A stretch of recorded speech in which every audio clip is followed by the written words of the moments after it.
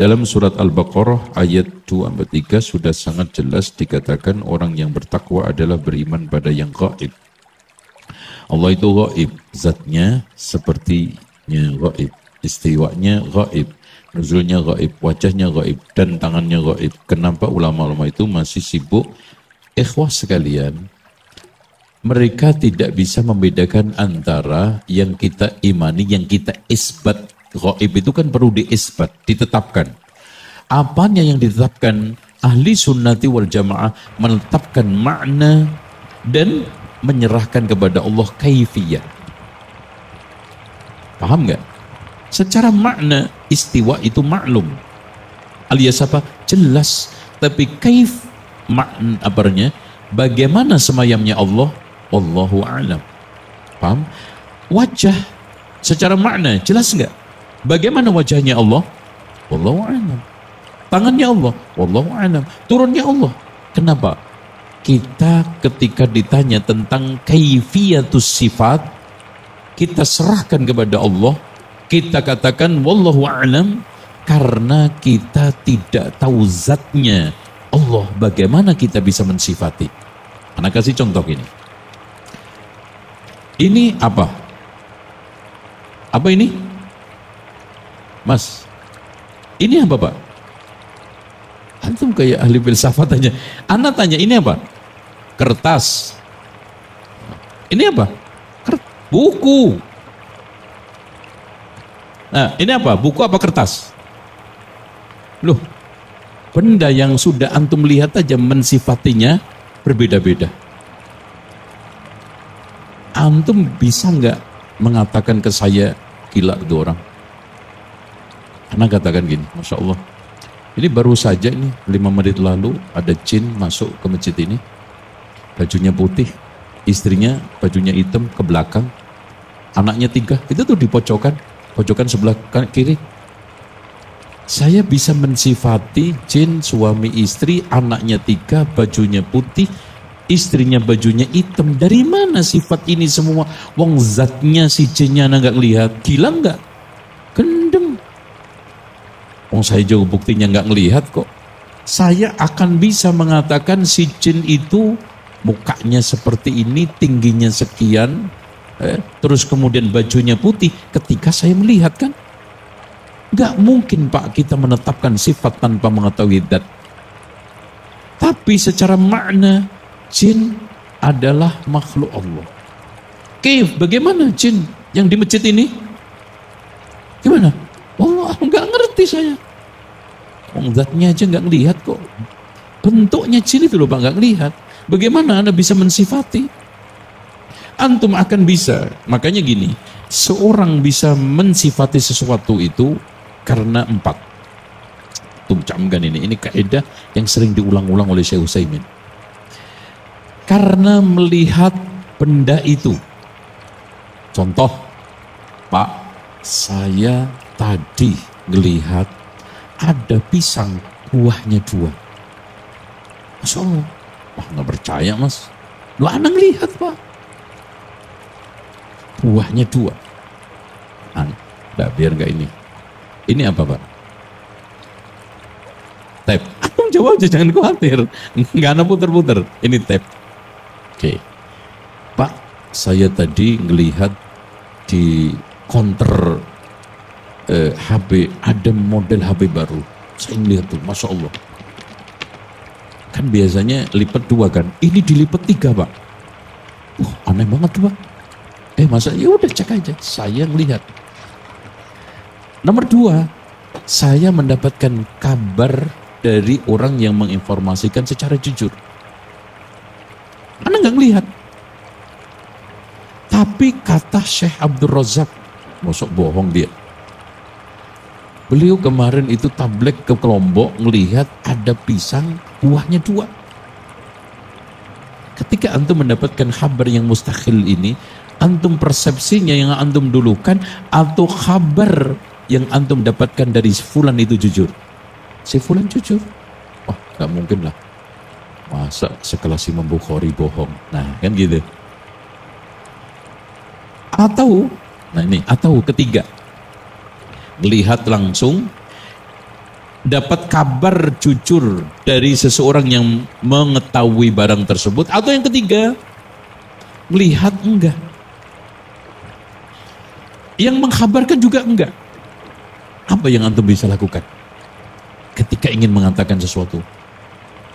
Menyamakan sesuatu yang ada kesamaannya. Contoh gini, antum mau pergi ke pasar, mau pergi ke mall, mau beli HP. Pak, ana mau beli HP. Meskipun HP-nya belum antum lihat dan belum ada orang yang mengkhabarkan HP yang antum belikan, persepsi antum ada nggak di benak antum? HP bentuknya begini, ini. Akhirnya apa? Bisa dibayangkan. Contoh, antum pergi ke mall, mau belikan tas sekolah untuk anak antum, walaupun belum tahu mereknya, bentuknya, modelnya, tapi ketika antum berangkat ke mall mau beli tas sekolah untuk anak saya, kebayang nggak? Karena ada kesamaannya. Kemarin udah saya belikan tas untuk sekolah yang mirip-mirip itulah. Terakhir, Pak, kalau nggak pernah ada yang melihat, paham? Nggak pernah ada yang lihat zat Allah. Nggak pernah ada yang lihat bagaimana sekarang semayamnya Allah. Nggak ada juga mengabarkan kepada antum bagaimana semayamnya Allah. Nggak juga bisa kita bayangkan kira-kira. Walam yakul lahu kufuwan ahad soalnya. Yang antum bisa lakukan apa? Terakhir nomor 4, kabar langit yang benar mengabarkan itu. Sementara Allah hanya mengatakan Ar-Rahmanu 'alal arsy istawa, tidak menyampaikan kepada kita, gini loh cara saya bersemayam. Berarti apa yang kita lakukan? Menetapkan makna, kita serahkan kaifiyahnya kepada Allah. Allah turun, tapi bagaimana turun? Gak usah antum tanyakan, Allah turun kapan naiknya? Bingung sendiri, Pak.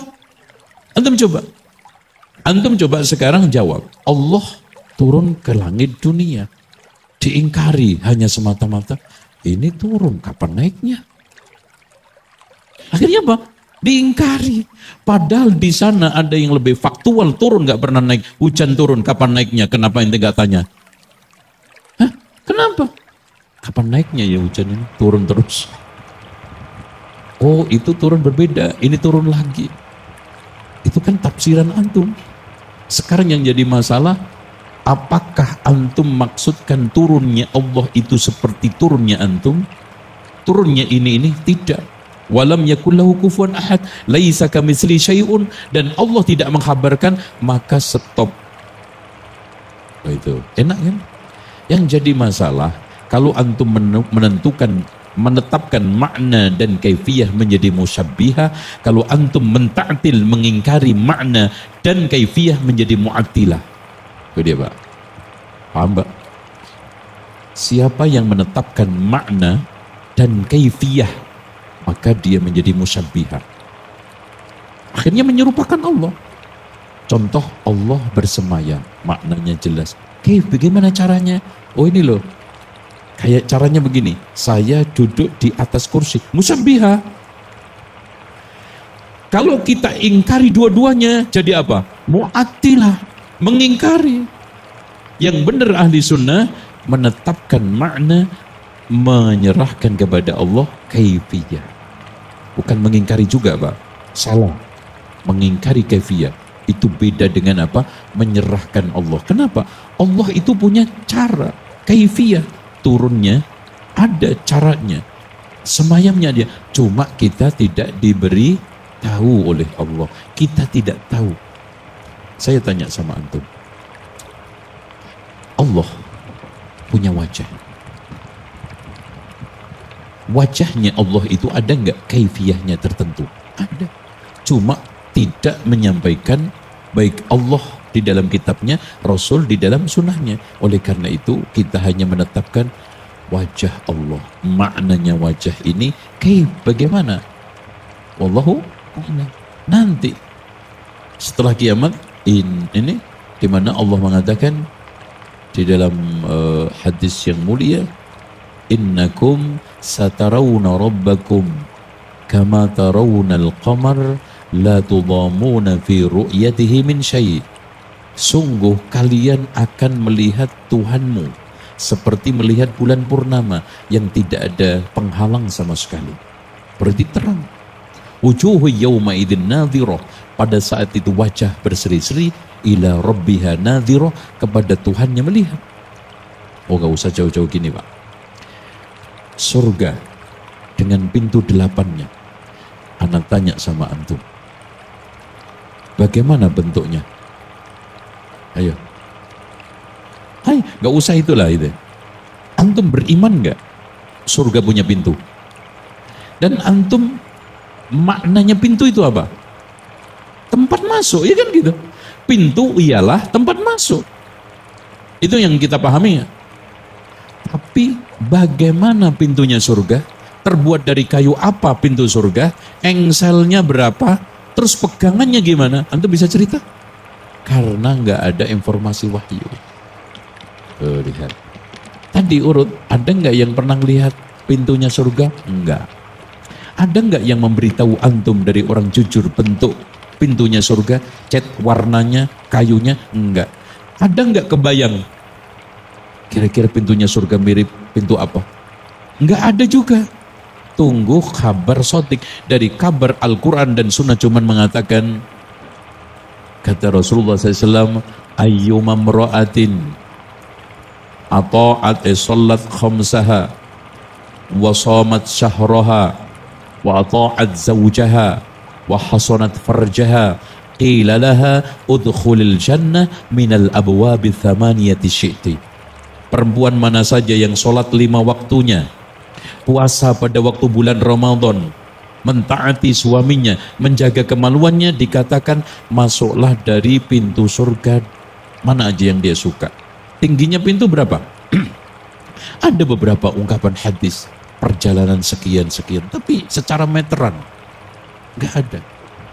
Loh Pak jangankan gitu. Anak nanya deh nih, anak keluarin duit 1 juta, kalau antum bisa nebak, sebutkan jumlah rambut alis antum.